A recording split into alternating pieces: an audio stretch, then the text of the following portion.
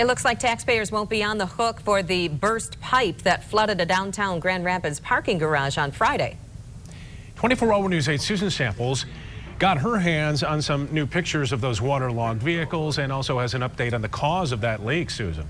Brian, folks at the city water department tell me the portion of the pipe that burst was private. It burst either inside or underneath the building. It was maintained solely by the owner of that building, according to the city. That is, of course, good news for taxpayers. But, of course, the news is not so good for owners of the half dozen or so vehicles that were heavily damaged by the waters that flooded a lower-level parking ramp of the building at Lewis and Ionia. The city says the pipe that burst fed that building's overhead sprinkler system.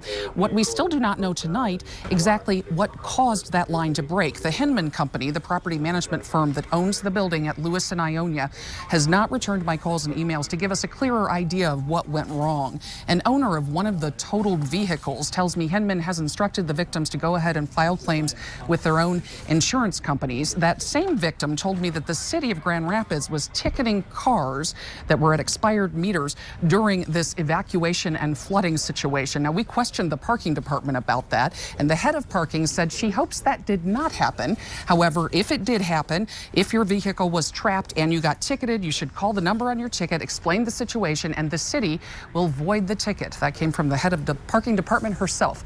Live in the newsroom, Susan Samples, 24-Hour News 8.